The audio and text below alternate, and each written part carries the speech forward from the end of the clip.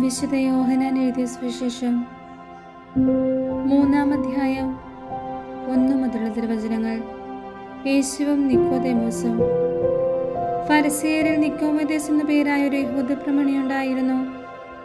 അവൻ രാത്രി യേശുവിൻ്റെ അടുത്ത് വന്ന് പറഞ്ഞു, റബ്ബി, അങ്ങ് ദൈവത്തിൽ നിന്ന് വന്ന ഒരു ഗുരുവാണെന്ന് ഞങ്ങൾ അറിയുന്നു. ദൈവം കൂടെയില്ലെങ്കിൽ ഒരുവനും നീ ചെയ്യുന്ന ഈ അടയാളങ്ങൾ പ്രവർത്തിക്കാൻ കഴിയുകയില്ല.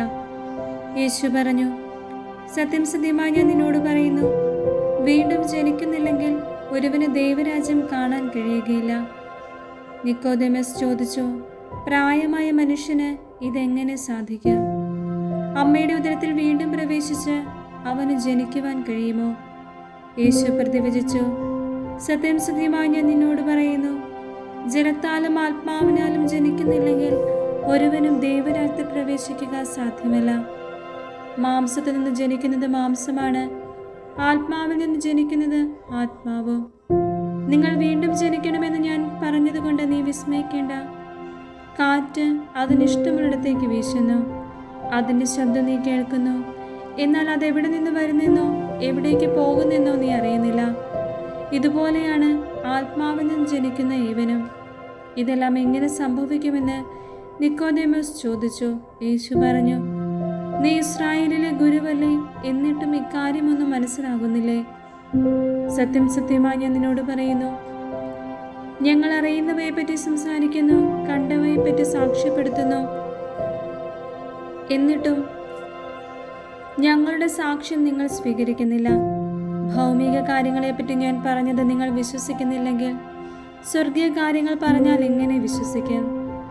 സ്വർഗത്തിൽ നിന്ന് ഇറങ്ങി വന്ന മനുഷ്യപുത്രനല്ലാതെ മറ്റാരും ഇതുവരെ സ്വർഗത്തിൽ കയറിയിട്ടില്ല. മോശ മരുഭൂമിയിൽ സർപ്പത്തെ ഉയർത്തിയതുപോലെ തന്നിൽ വിശ്വസിക്കുന്നവന് നിത്യജീവൻ ഉണ്ടാകേണ്ടതിന് മനുഷ്യപുത്രനും ഉയർത്തപ്പെടേണ്ടിയിരിക്കുന്നു. എന്തെന്നാൽ അവനിൽ വിശ്വസിക്കുന്ന ഏവനും നശിച്ചു പോകാതെ നിത്യജീവൻ പ്രാപിക്കുന്നതിനു വേണ്ടി തൻ്റെ ഏകജാതനെ നൽകാൻ തക്കവിധം ദൈവം ലോകത്തെ അത്രമാത്രം സ്നേഹിച്ചു.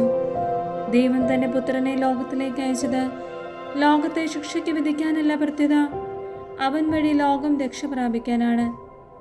അവനിൽ വിശ്വസിക്കുന്ന ഒരുവനും ശിക്ഷയ്ക്ക് വിധിക്കപ്പെടുന്നില്ല. വിശ്വസിക്കാത്തവനോ ദൈവത്തിൻ്റെ ഏകജാതന്റെ നാമത്തിൽ വിശ്വസിക്കായക മൂലം നേരത്തെ തന്നെ ശിക്ഷയ്ക്ക് വിധിക്കപ്പെട്ടിരിക്കുന്നു. ഇതാണ് ശിക്ഷാവിധി. പ്രകാശ ലോകത്തിലേക്ക് വന്നിട്ടും മനുഷ്യർ പ്രകാശത്തെക്കാൾ അധികമായി അന്ധകാരത്തെ സ്നേഹിച്ചു. കാരണം അവരുടെ പ്രവൃത്തികൾ തിന്മ നിറഞ്ഞതായിരുന്നു. തിന്മ പ്രവർത്തിക്കുന്നവൻ പ്രകാശത്തെ വെറുക്കുന്നു, അവൻ്റെ പ്രവൃത്തികൾ വെളിപ്പെടാതിരിക്കുന്നതിന് അവൻ വെളിച്ചത്ത് വരുന്നുമില്ല. സത്യം പ്രവർത്തിക്കുന്നവൻ വെളിച്ചത്തിലേക്ക് വരുന്നു, അങ്ങനെ അവൻ്റെ പ്രവൃത്തികൾ ദൈവൈക്യത്തിൽ ചെയ്യുന്നുവെന്ന് വെളിപ്പെടുന്നു.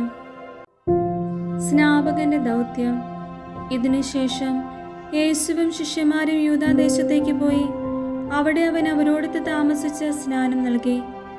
സാലിമിനടുത്തുള്ള ഈനോനിൽ വെള്ളം ധാരാളം ഉണ്ടായിരുന്നതിനാൽ അവിടെ യോഹന്നാനും സ്നാനം നൽകിയിരുന്നു.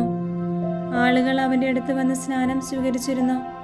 യോഹന്നാൻ ഇനിയും കാരാഗൃഹത്തിൽ അടയ്ക്കപ്പെട്ടിരുന്നില്ല.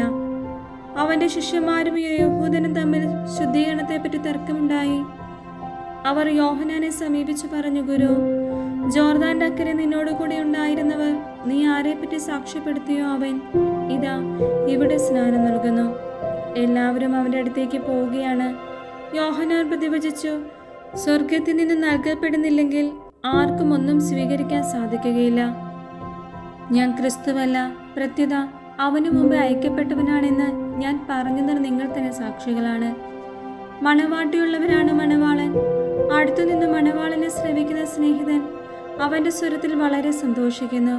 അതുപോലെ എൻ്റെ ഈ സന്തോഷം ഇപ്പോൾ പൂർണ്ണമായിരിക്കുന്നു. അവൻ വളരുകയും ഞാൻ കുറയുകയും വേണം. ഉന്നതത്തിൽ നിന്ന് വരുന്നവൻ എല്ലാവർക്കും ഉപരിയാണ്, ഭൂമിയിൽ നിന്നുള്ളവൻ ഭൂമിയുടേതാണ്. അവൻ ഭൗമിക കാര്യങ്ങൾ സംസാരിക്കുകയും ചെയ്യുന്നു. സ്വർഗത്തിൽ നിന്ന് വരുന്നവൻ എല്ലാവർക്കും ഉപരിയാണ്, അവൻ കാണുകയും കേൾക്കുകയും ചെയ്തതിനെ പറ്റി സാക്ഷ്യപ്പെടുത്തുന്നു. എങ്കിലും അവൻ്റെ സാക്ഷ്യം ആരും സ്വീകരിക്കുന്നില്ല. അവൻ്റെ സാക്ഷ്യം സ്വീകരിക്കുന്നവൻ ദൈവം സത്യവാനാണെന്നതിനെ മുദ്ര വയ്ക്കുന്നു. ദൈവം അയച്ചവൻ ദൈവത്തിൻ്റെ വാക്കുകൾ സംസാരിക്കുന്നു. ദൈവം അളന്നല്ല ആത്മാവിനെ കൊടുക്കുന്നത്. പിതാവ് പുത്രനെ സ്നേഹിക്കുന്നു. എല്ലാം അവന്റെ കൈകളിൽ ഏൽപ്പിക്കുകയും ചെയ്തിരിക്കുന്നു. പുത്രനിൽ വിശ്വസിക്കുന്നവന് നിത്യജീവൻ ലഭിക്കുന്നു. എന്നാൽ പുത്രനെ അനുസരിക്കാത്തവൻ ജീവൻ ദർശിക്കുകയില്ല. ദൈവകോപം അവന്റെ മേലുണ്ട്.